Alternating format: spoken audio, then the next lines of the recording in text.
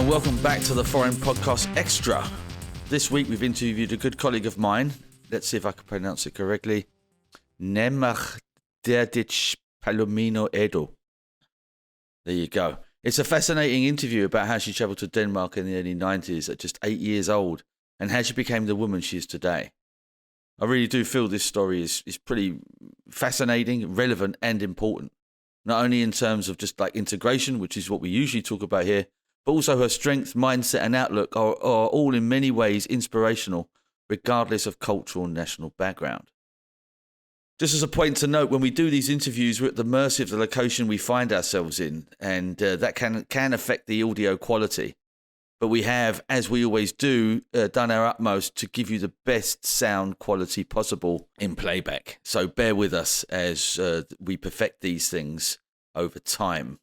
But anyway, I urge you to sit back, grab a coffee or tea or whatever it is you like to sit down and relax with, and have a listen. See you next week. Bye-bye. When was the last time you spoke English? I don't know, in Sofia for like 2 months ago. In Sofia, where, Yeah. just for our listener who doesn't know geography. Bulgaria, right? In Bulgaria? Yes, Oh, okay. Bulgaria. Yeah. So just a holiday? No, it wasn't a holiday. It was a job, actually.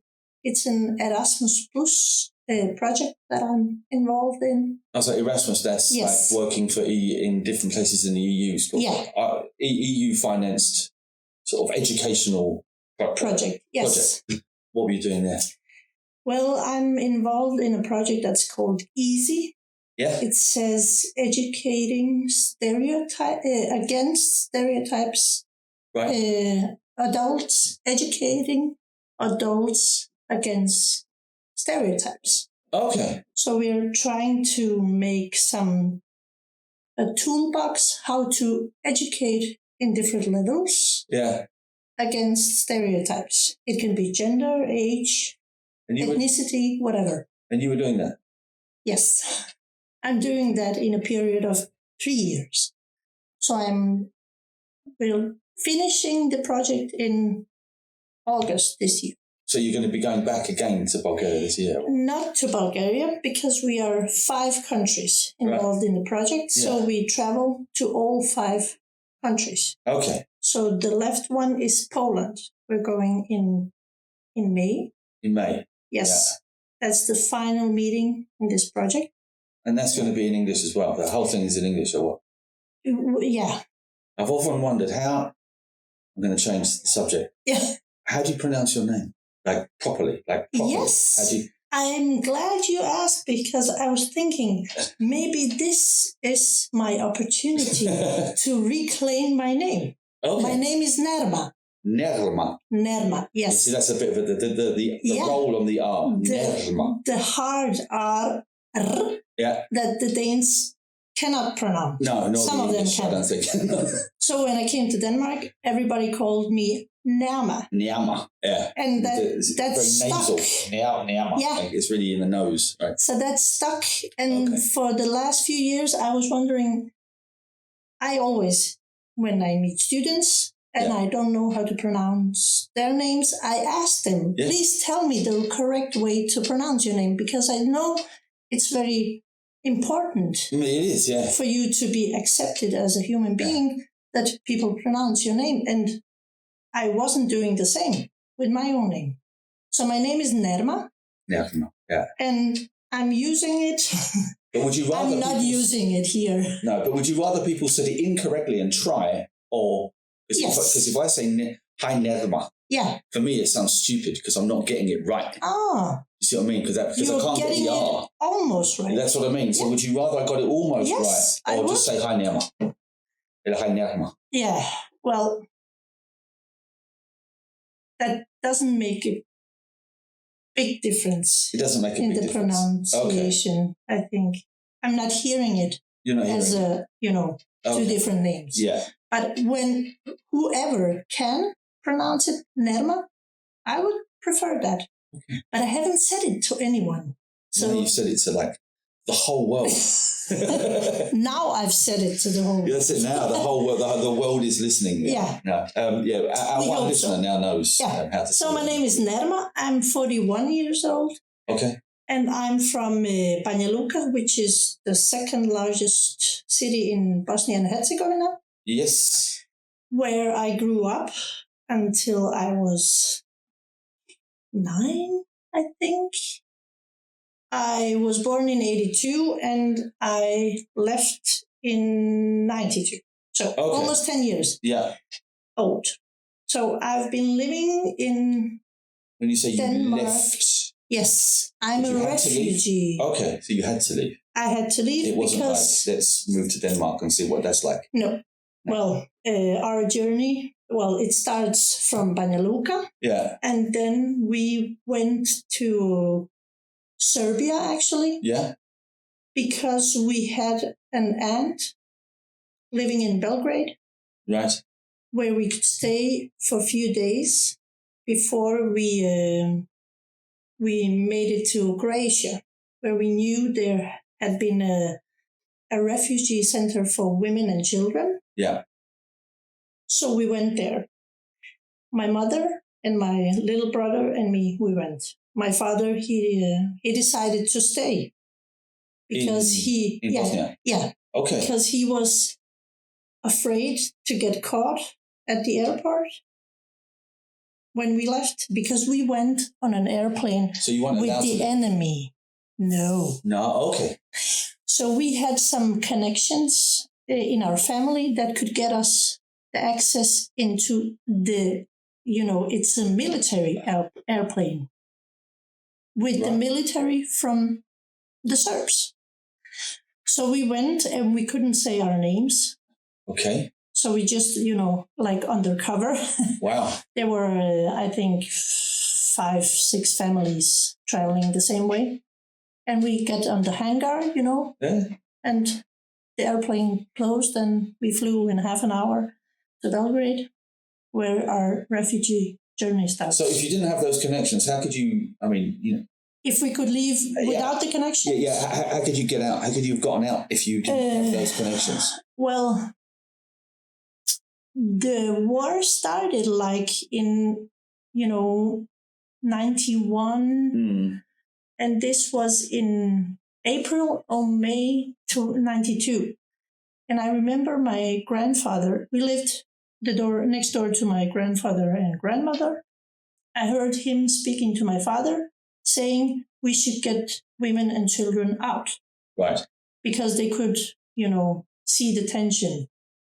So they decided to send us off. And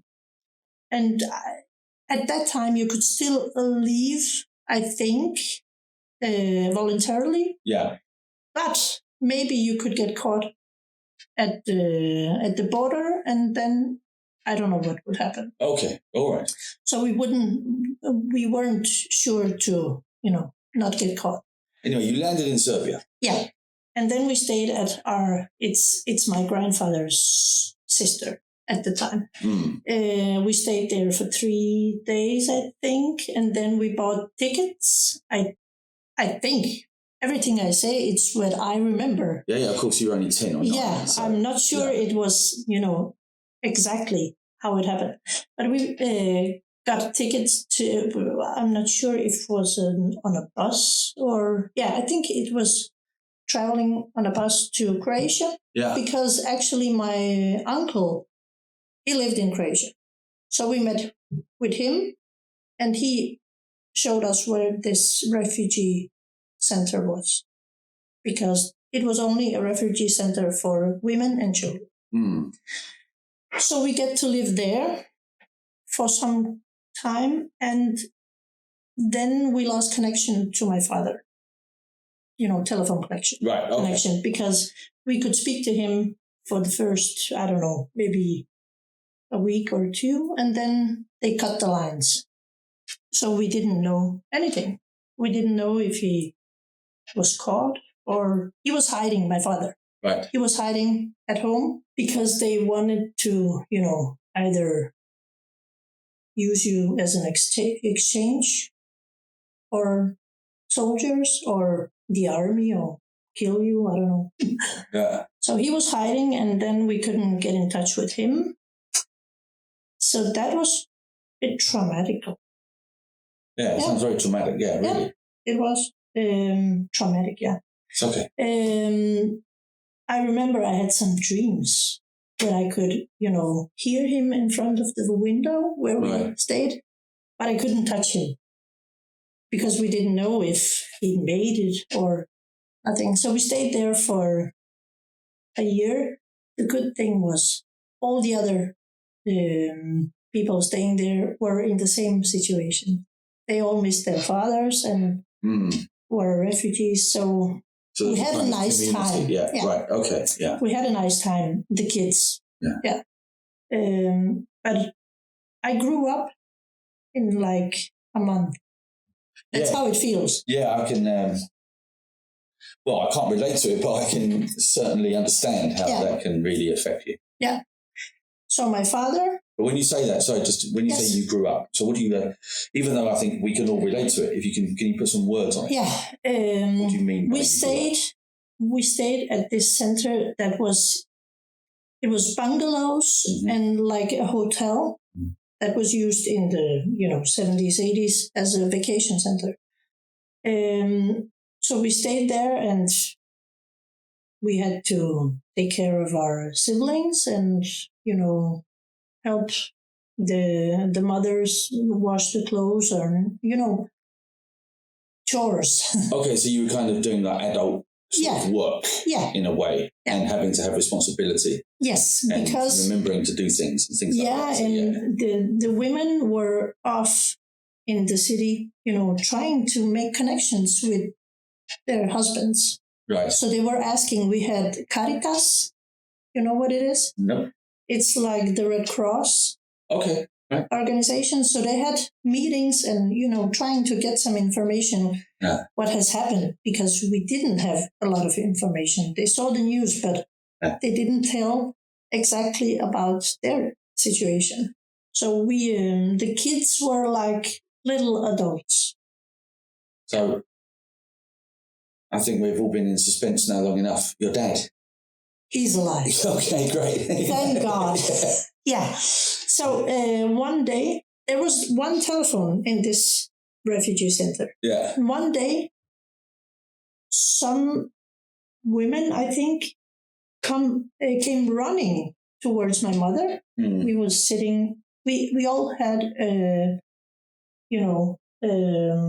bedroom at this size, I think, per family. Yeah. She came running and said, somebody's calling you on the telephone. And we didn't expect it to be my father because she didn't say. But she said, it's a male voice. Right. Yeah, goosebumps. Yeah, and I remember the feeling, maybe it's my father. So we ran up to the telephone. My mom picked up, and I could see it wasn't him. No. So I was like, I was so disappointed. But the good news was it was one of his friends, one of our neighbors from Banja Luka, calling us to let us know that he's on his way. That's how I remember it. So he was coming to where you were? Yes. And we were, ecstatic because totally happy. Yeah. And I've always had a connection with my father. We were, pretty close. So it meant a lot to me. You're still close now? Yes, we are. Probably more so now than you probably were before. Or what? Yeah. Because of the how amazing it was. He's still around and stuff. Yeah. Because of the missing part for 1 year. Yeah. So when did you land in Denmark? I did. Well, the year after, actually, I think we escaped in April or May 92, and then we came to Denmark April or May 93. What happened was my father did actually come to the center. But since it is a women and children center, somebody, bragged about him. Somebody said that he was there. Okay, yeah. Stiggled. Yeah, I know what you mean. Somebody, you can say ratted on him. Ratted on him, yes. Somebody ratted on the police that my father was there. They told so the police that, he barely was there. I think he was there 2 days or something. Okay. And then the police came and took him. So even more trauma for me. And we didn't know where they put him. And my mother, again, had to collect the information, see if she could find out where he was. And he was incarcerated in a private house. Right. To be exchanged with some Croatian soldiers. Okay. Because this was the Croatian police that took him. Yeah. And they wanted to use him as exchange for their soldiers to the Serbs. Yeah.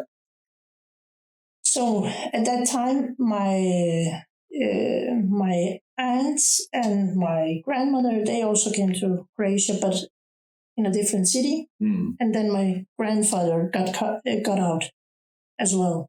So he came to see us. Yeah. And then he said, I'm going to find him. So my grandfather took to Zagreb. That's the capital of Croatia. And he wandered around for 2 days in the city, asking people on the corner if they have seen or heard anything. And he found him. Wow. So he stood outside the house. He spotted that this was a private, I don't know if you could call it a jail, but, private residence or something, yeah.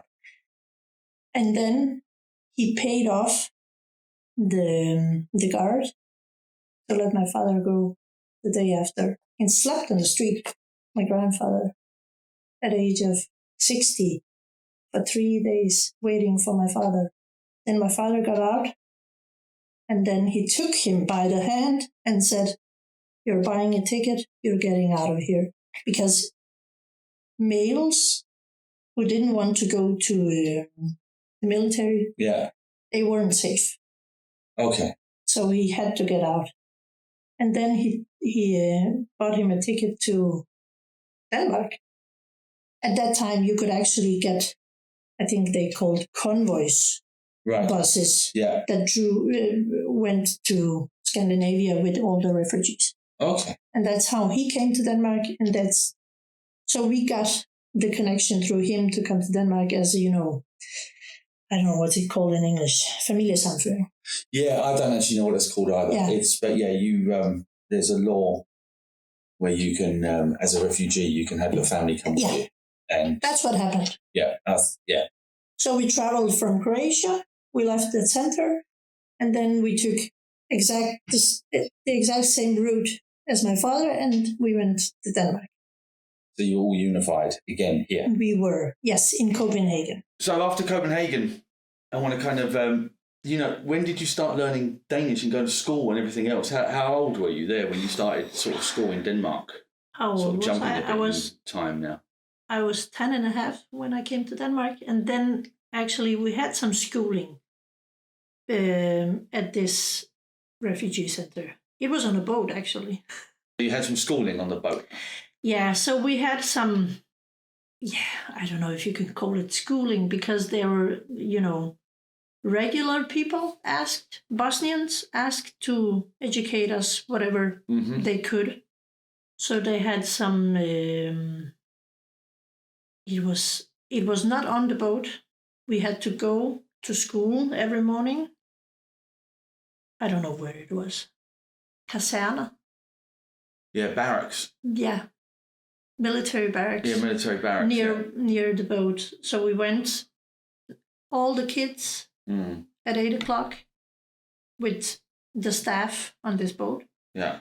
We went to school, and then we had some education. I don't remember what education we got.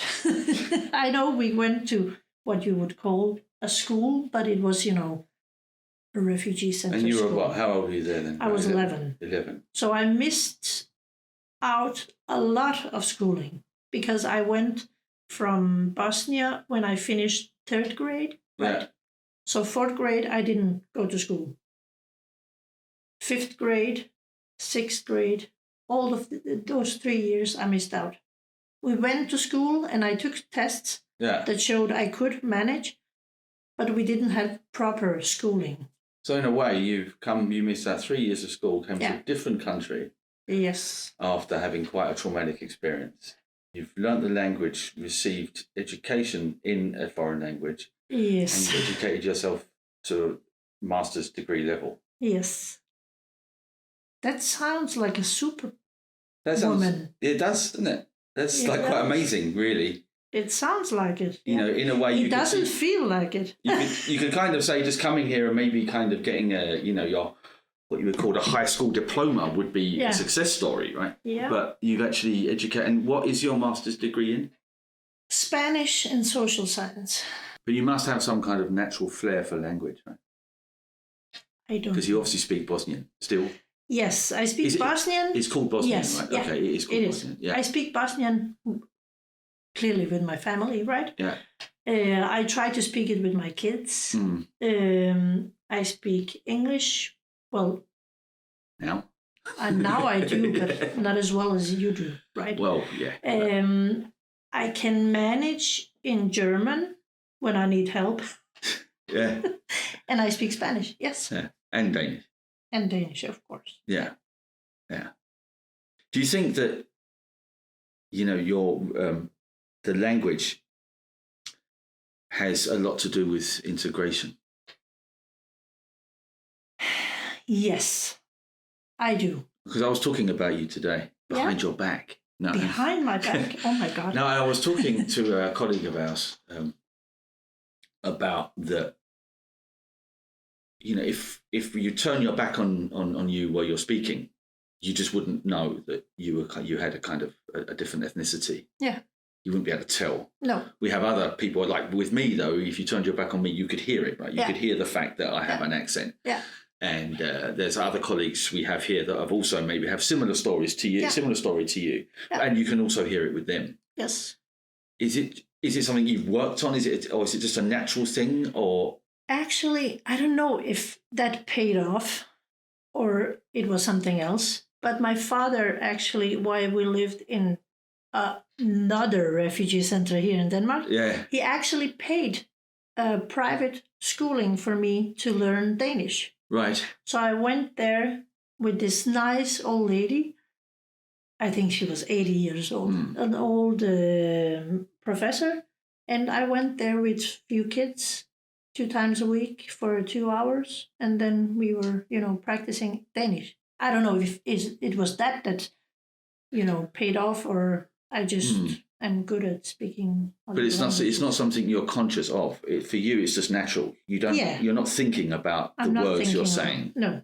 And how you're saying them. No. It's just how you do it. Yeah. Well, now I'm thinking about it in English because. Yeah, of course. Yeah, but I'm just saying when you talk Danish. Yeah. No, I don't think about it at all. I also dream in Danish. I dream in Danish, I dream in Bosnian, I dream in Spanish. I mention it because when I started in Danish class, ordinary Danish class. Yeah. We had like schooling at a Danish school, but in a classroom where only refugees were. Modtagerklassen. Yeah.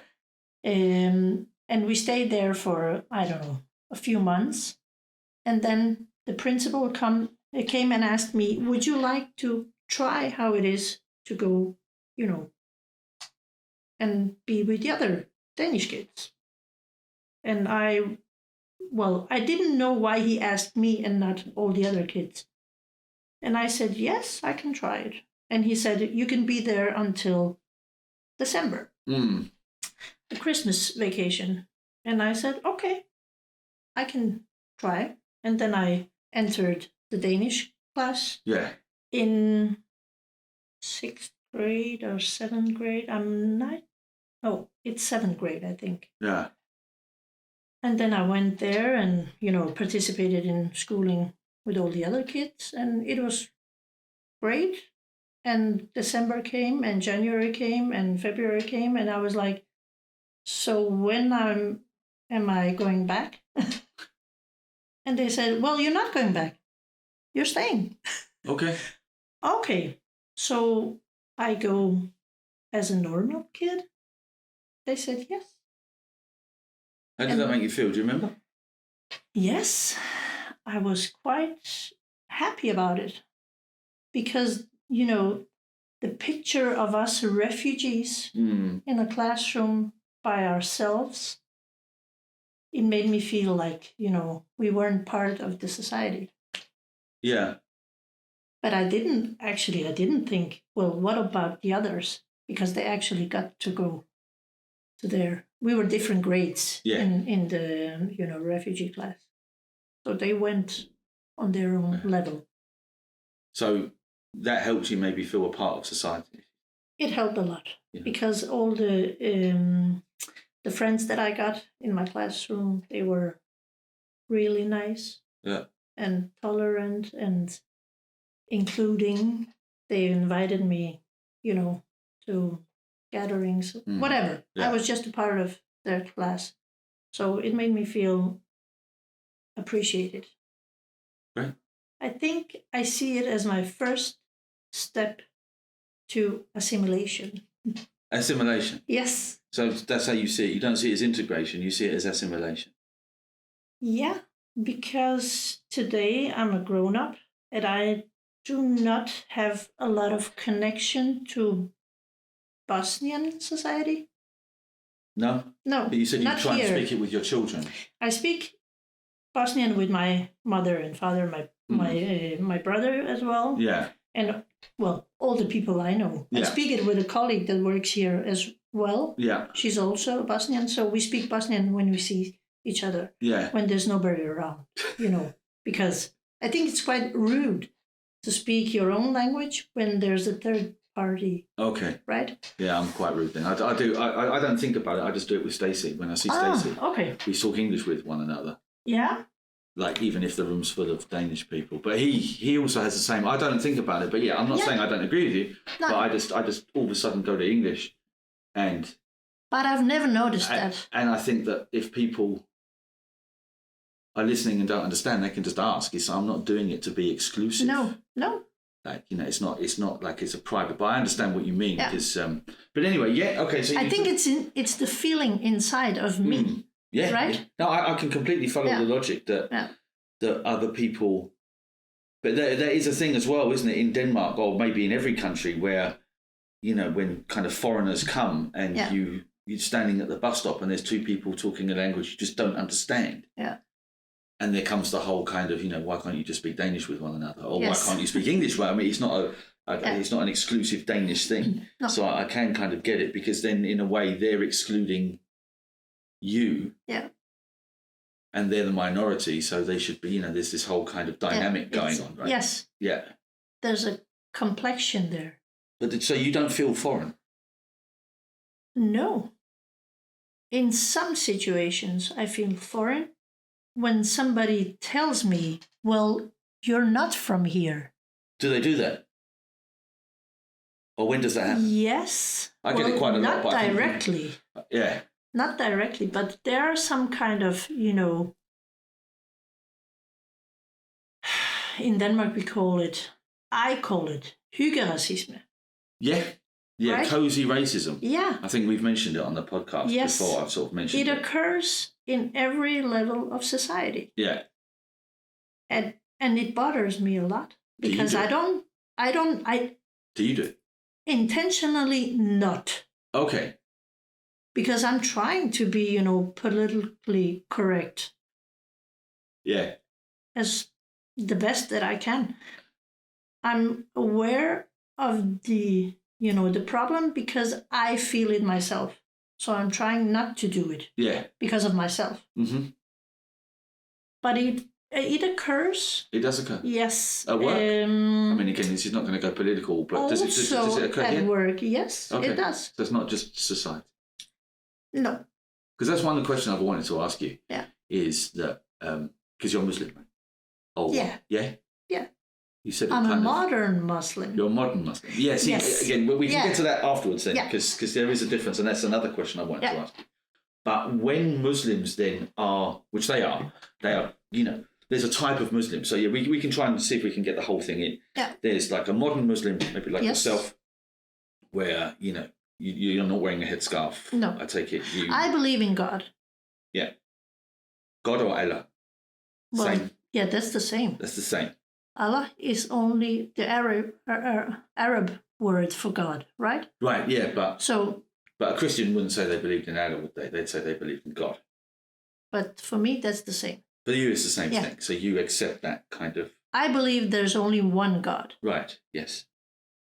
But I don't pray 5 times a day. And you don't wear a headscarf or anything along those lines. So when Muslims are spoken about, because just in every country, it's not again exclusively Danish, there's been some quite hard rhetoric against Muslims. Yeah. But again, the type, we've discussed it on the also on the podcast, so the listeners should know there's these 2 different types. There's the non-Western and Western. Yes. And it's usually the non-Western Muslims that sort of are criticised. Yeah. I'm the lucky one. Yeah. I mean, but in a way, but do you feel that anyway? Do you feel that, you are Muslim, but just not as Muslim, not in the Muslim in the same way as they are. Muslim. Yeah, you're the Western Muslim, but do you kind of feel that kind of, does that bother you? Does it affect you in any way? Or do you think, well, they're not talking about me? So, or do you sort of feel a part of that criticism, even though they're not talking about you, you still feel it? Does that make sense, the question? I do, I do feel it for the practicing Muslims, to the traditional Muslims. I do feel the pain of being criticized for believing in God. And, practicing their own religion, culture, traditions. I do feel the pain, even though I'm not that attached to religion as they are, because I don't like the injustice. I think that's the main feeling inside of me. It's more the social injustice that bothers you. It bothers me a lot. But it doesn't sort of affect you in a way, like personally. So if someone's criticising Muslims, it's not like you get offended because of that. No. It's the social injustice that affects you. Yeah. Because I think Muslims are criticized because of the Islamics, right? Yeah. So it's not the same. I know the difference, but not everybody knows the difference. Yeah. So I can, detach myself from the critic and say, well, that's because they don't know better. Yeah. But not everybody can do it. So when you were talking before about the hookah racism and this sort of like racism for fun kind of thing, I think a lot of people know what it is. You just sort of offhand comments that aren't meant to be nasty, but it's just sort of to make an inappropriate joke. Yeah, it's like, you're so lucky, you're so brown. Okay, you get that, do you? Yeah, right. And I'm like, what do you mean? Yeah. I'm not brown. No, you're not, no. I'm normal skin. I don't consider myself as brown. The funny thing is that my daughter, she's 15. She came home one day, it's a year ago, I think, and we were talking about different ethnicities. Yeah. And then she said, I think I said, we the white people. And then she said, what? We're not white?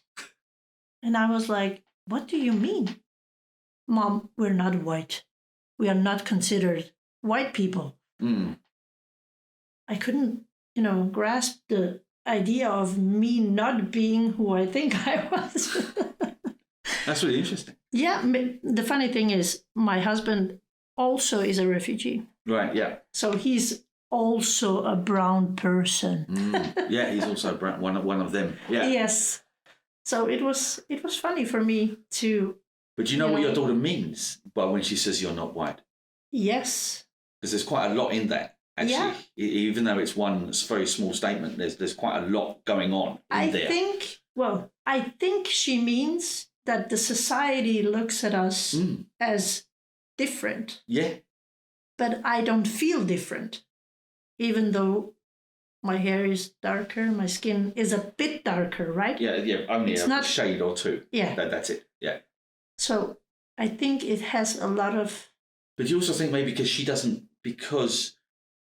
and maybe I'm just interpreting incorrectly now, but there's the fact that society doesn't view you, but also the fact that maybe your daughter can see that she is not just on a sort of physical don't mean physical, an outside, the colour of her skin, that she does actually have a different culture, a different way of approaching certain situations than normal Danish people. Yeah.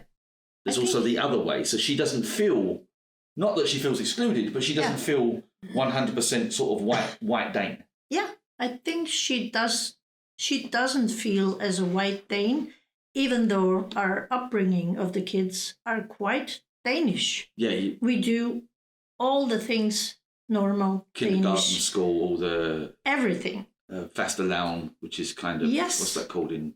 So the Mexican thing. Masquerades, right? Yeah, and when you bang the... Yeah. I know. From the hanging from a tree. Yes. Sort of a piñata. Of a piñata style thing and everything. So you do all that. You do all the Danish... We do all the traditional Danish stuff. We eat Danish food. We have Danish friends. We do everything. That's why I say I'm assimilated, not integrated, because I do a lot. Yeah. I only speak my own language with my family. That's the Bosnian character that I have. So I feel Danish, but my daughter, she feels like she has a split personality because her mother is from Bosnia, her father is from Chile. Oh, she's Chilean. Yeah. Chilean? It's Chilean Danish. It's Chilean, the Danish way of saying it. See, that's the problem. Yeah. Chilean is Danish. He's from Chile. He's from Chile. Yeah. So we are like a multi-international family. Yeah, you are.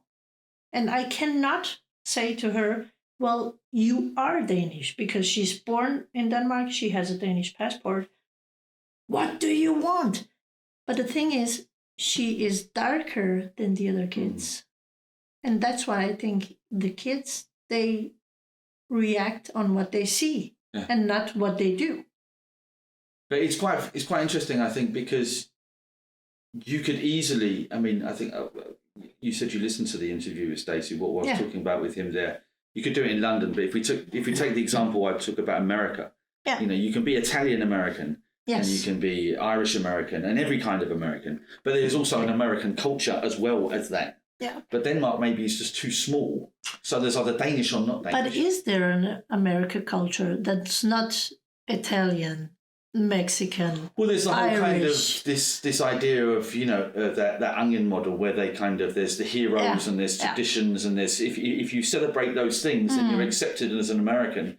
Yeah. But in your own kind of private home or in these areas, you can be Italian American. Yeah. But as long as you kind of subscribe to these kind of national events and these other kind of cultural markers. Now I understand. Then you're kind of American in that sense, right?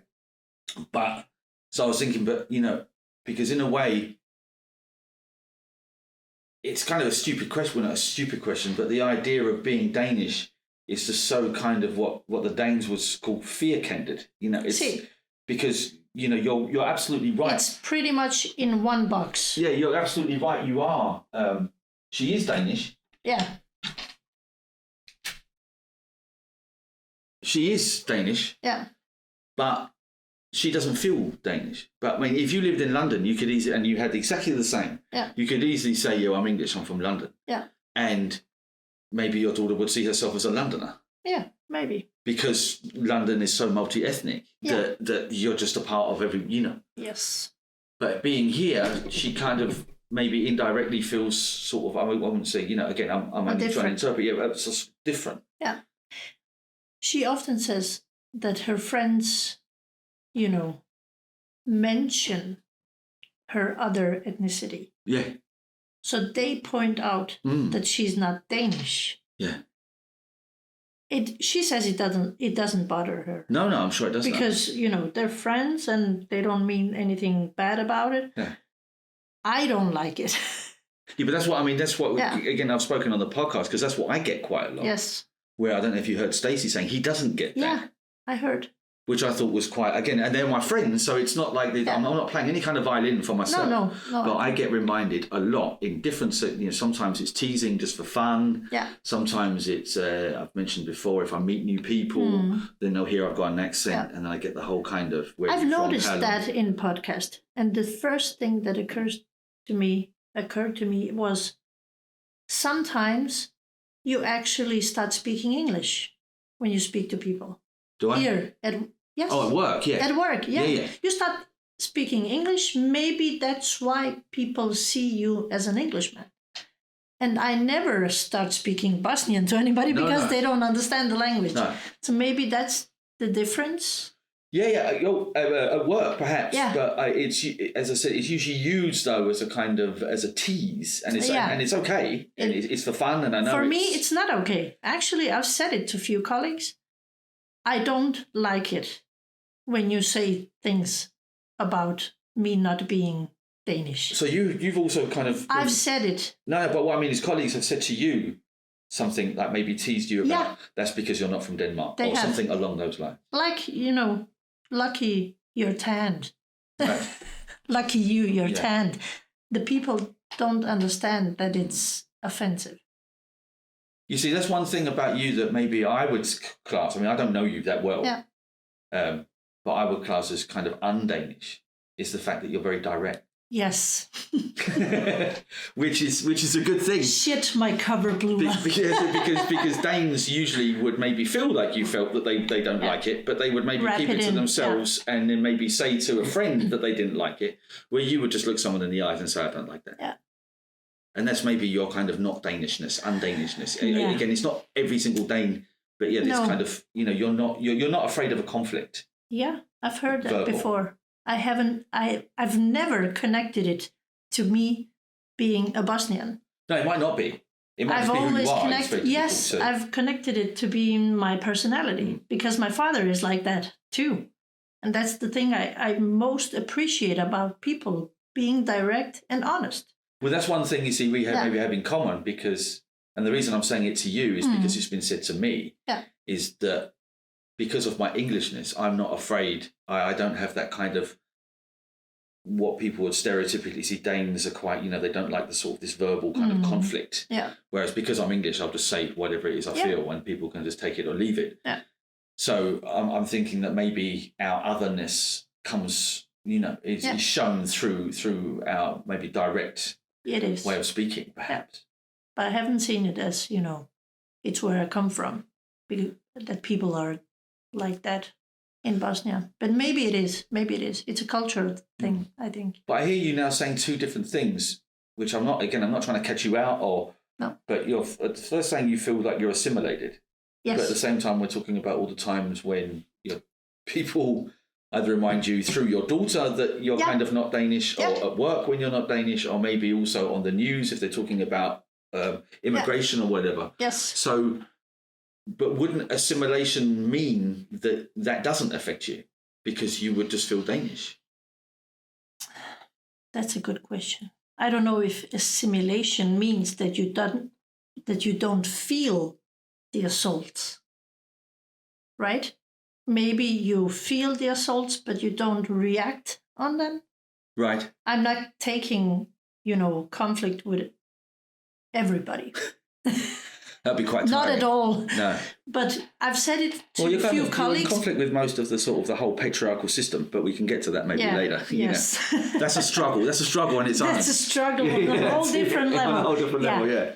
I've taken, I wouldn't call it a conflict. I've said it to a few colleagues who I appreciate a lot, and I want to maintain the good relationship that we have. Yes. So I wanted to say to them, actually, that's a bit offensive. Yeah.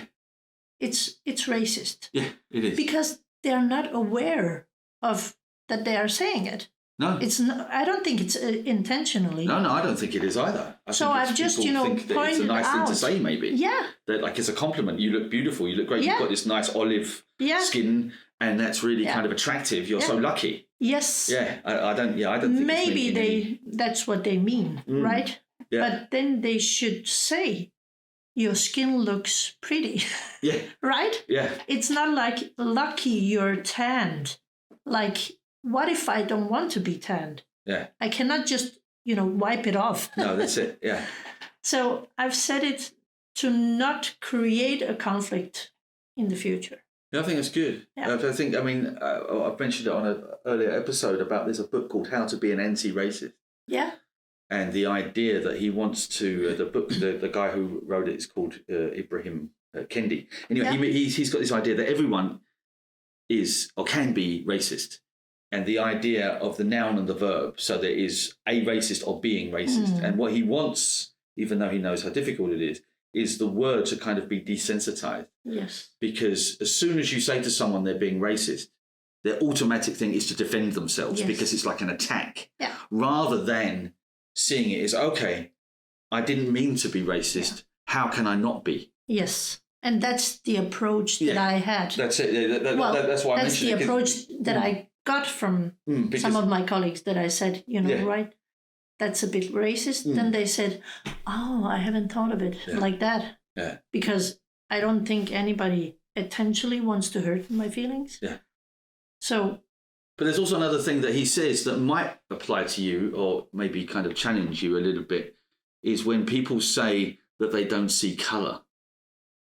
And the idea of not seeing colour, because that's bullshit. Because when he says about being an anti-racist, because again, I was thinking if you feel assimilated, if you just feel Danish, then the idea that they should see my Danishness. Also, his argument is how can you see if someone is being discriminated against because of the colour of their skin or because of their background if you don't actually see that they're different? That's why I say the approach, I don't see colour, that's bullshit. It is bullshit. I mean, we agree, but at the same time, you cannot see it unless the person tells you. Yeah, exactly. But my question is, though, if you don't see yourself as different, how do you know if you're being discriminated against because you're different?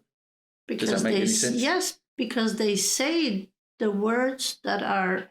Yeah, but it can be structural, can't it? It can be structural. It can be that you're kind of, there's a conversation and you're not maybe listened to and someone else who is perhaps, white with blonde hair and blue eyes, Dane, is listened to. So it doesn't have to be, oh, look at your skin. No. You can be kind of, discriminated against structurally. And I don't know if I have experienced structural racism against myself. I have no idea. Because I haven't applied for a job or an education or whatever and didn't get it, right? But obviously you've seen this. But it exists. Yeah, it does happen. Yeah, it happens. Two CVs get sent off. One's called Jens Hansen and the other one's called Ali something. And Jens gets the job.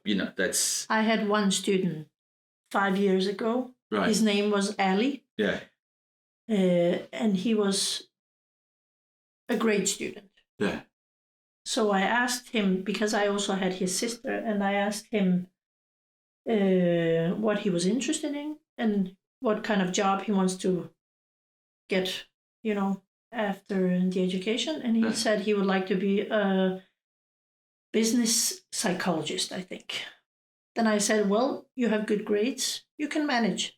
Then he said one thing that struck me a lot. Yeah. He said, well, if I get the interview, because, I'm in competition with Jens and Paul and whenever. And when they see my name, Ali, they're not going to invite me. And I was left, I almost had tears in my eyes because this was an individual 20 years and his hopes for a job is all already, shut down. That's, structural. Yeah. And I told him, well, GDPR rules, they're going to wipe out all the information, so you'll get the interview. Yeah, I mean, hopefully things have progressed, but that's a reality but that's a reality that you don't feel that you've faced. You don't feel that you faced any of that. You don't feel that you've met that. Not of my knowing. Okay, not of your knowledge. No, okay. Yeah. So anyway, you say that you assimilated, right? Yeah. And this might be a difficult question, but do you know kind of what bits of you then you kind of left behind? Like, if you went from one state to another state, what bits of you kind of changed to become Danish from being Bosnian? I actually have Bosnian neighbors. Do you? Yes, it's like the universe trying to pull me back. Yeah, so they're trying to pull you back in. Yeah, that's it. So there are... to stop resisting. They're in their 30s, I think. Yeah. A little younger than me. And our kids play together all the time. They're good neighbors. Yeah. But they're not as assimilated as I am. So they have a Bosnian community. Mm-hmm. They go to parties and they have Bosnian friends and they visit Bosnia every summer. Right. I don't. You don't? No. So they have, a Bosnian life or a Bosnian bubble in this society. Yeah. And they look happy and they're happy for their lives. Yeah. They have a lot of friends and, So I see that I'm not like them. Therefore, I must be assimilated.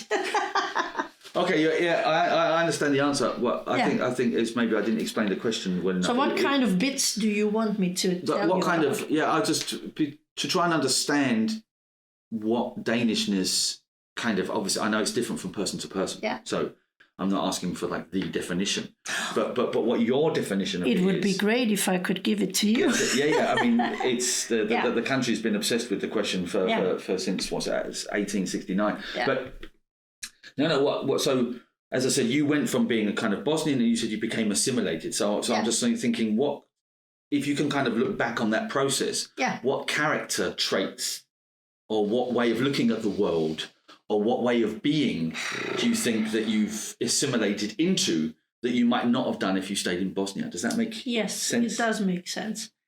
But I don't think I have, a proper answer to that, because you're trying to get me to tell you what I see as a Bosnian woman.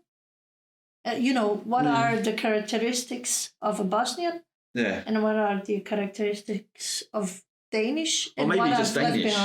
Yeah. Or maybe just Danish. Well, I mean, when you say you're assimilated, okay, you. So what do I mean? Your kids go to school. You eat Danish food. You've got Danish friends. You speak the Danish language. Is that it, or is there more? Is there something about your personality, maybe the way you view the world, view society? Like, as an example, we mentioned it earlier. You're a feminist. Yes. And what I would call a staunch, which means quite hardcore, feminist. A hardcore feminist. Well, not hardcore, but not hardcore in a negative way. I accept it. And okay, you accept it. That's great. Do you think that perhaps that view of the world, of society, that's something that maybe living in Denmark has afforded you? Or do you think that you could also have been just as sort of feminist if you had this kind of Bosnian upbringing and you stayed there? I'm not quite sure I could say yes to that, even though I would love to say, yes, I would have been a feminist if I have been living in Bosnia. Right. I don't think so, because they have a little, more traditional... sort of conservative roles for men and women. Yes. I experience it as being more traditional. And that's the part that doesn't suit me as the one that I want to be. So I always said to my friends, I would never marry a Bosnian, because I wouldn't appreciate, the traditional gender roles. But now I see a lot of Bosnian marriages where they live as my husband and I. So maybe that's my assumption of, that they're more traditional than I think they are. Because I was also going to say, I mean, I don't know a lot about it, but Chile, I mean, wouldn't Chile also be quite a traditional country in terms of gender roles and stuff? Yeah, they're Catholics. Yeah. Okay. So well, yeah. That says it all. So yes, they're quite traditional. Yeah. But my mother-in-law, she's not a traditional woman. So she's new. You know, they have this saying in Latin America, not patriarchy, but matriarchy. Right, yeah, matriarchy. That's it says a lot about women's. Is that on a family level, or is that also on a societal level, the matriarchy? I think it's on the family level. Yeah. Yeah. So they're like in a clash between feminism and the patriarchy.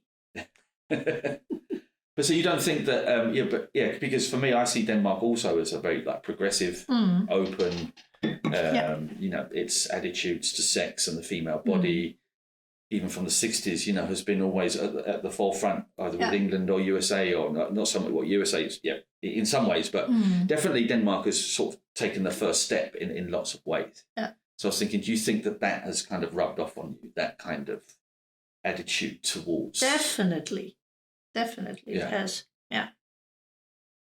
Because my mother and father, they lived in semi-modern gender roles. Yeah. Because my father, he contributed, you know, in the household.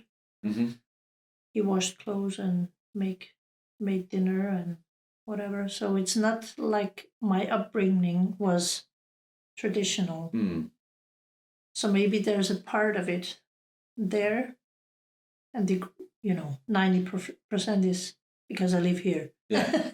I think I don't have, I don't know if Bosnian young people, now I call myself young, right? If people in 30s and 40s, are they feminist or not? I think they are. There must be a Bosnian feminist movement. Sure, there must exist. I think there is, but I haven't heard of it. So I don't know. So if someone asks you where you're from, you say Denmark, and you say you're Danish. It depends where I am. Actually, you change your story. I do. Okay. I've noticed that because last summer I went to Bosnia to visit my grandmother. Yeah. She's almost 83, so she's, old. So I went there, and whenever I introduced myself, I only used my first name and my maiden name, Nerrma Dedic. Is that your maiden name? Oh, Dedic. Yeah. I only used those names at the Balkans. When people ask me, "Who are you?" Why? I'm Nerrma Dedic. Your because married name? I want to identify myself with them. You know, I don't want to tell them, well, I actually have a different life. Okay. So I hide my identity by saying what they expect to hear. They hear me speaking Bosnian, so they assume, well, you're a Bosnian woman. Okay. So I say, yes, I'm Nerrma Dedic. Social chameleon, kind of. Yeah, it is. That's quite funny. And in Denmark, when people But if you went ask to England, let's say you were in London on holiday and someone said, where are you from? Danish. You would say you're Danish? Yeah. Absolutely, okay. You wouldn't say you're Bosnian Danish or half Bosnian, half Danish, whatever. You just say you're Danish. No, because I don't feel half Bosnian, half Danish. In my mind, that would be a person who had a mother or a father that was, Bosnian and Danish. Right, yeah. So I don't feel like, I have two identities. I feel like I'm a Danish girl who accidentally lived in Bosnia for 10 years. Right, yeah. That's how it feels. Okay. And it took me several years to admit that it's okay. It's okay that I don't feel Bosnian. It's not like I'm neglecting the Bosnian society or my roots or whatever. I don't. I appreciate it a lot. but I don't feel like a Bosnian because I don't have a Bosnian community here. Or I choose not to have. Yeah. Because it exists. Yeah, we're quite similar there. There are English communities or British communities here. But I choose in a way to not sort of. So why do you choose that? Maybe that can answer my own question. I think because I'm a snob. Okay.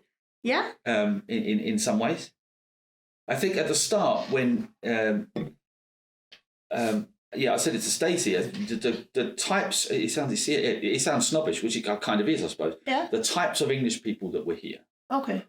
If I met those in a pub in England, you wouldn't talk to them. I wouldn't. It's not like I would hate them or anything. No. If they did, I just wouldn't be. I'd say hi or whatever, and and maybe chit chat, but they wouldn't be people that I would be friends with or spend an evening with. Okay.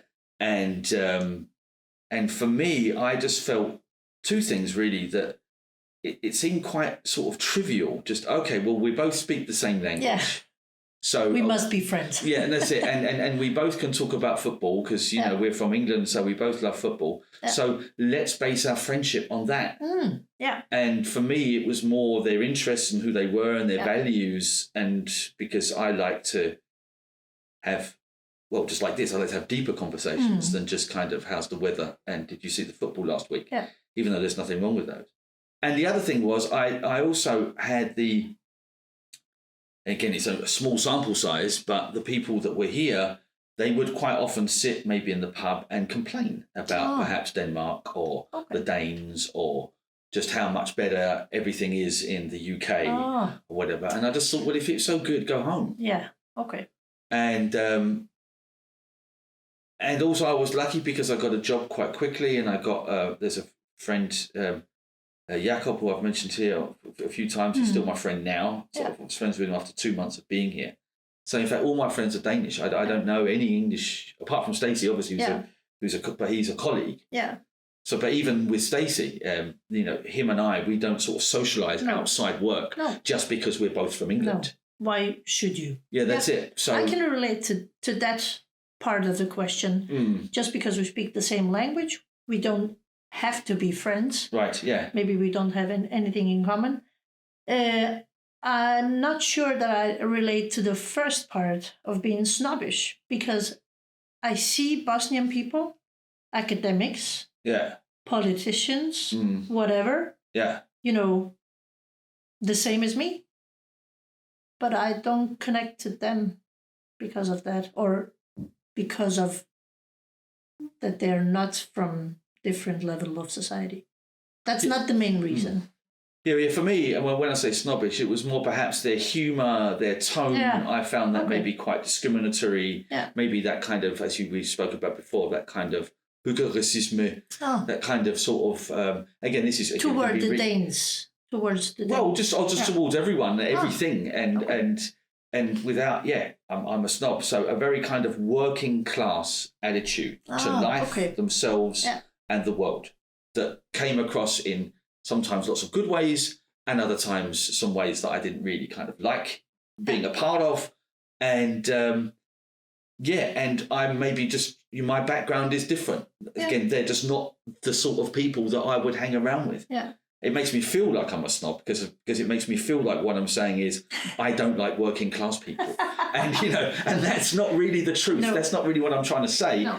Some of my best friends are from the working class. It sounds like that kind of racist thing where I'm not racist because some of my best friends are black. I'm not a snob. I've got some of my friends are from the working class. Yeah. But that's how that makes me feel. Yeah. But I think that might be a good place to end.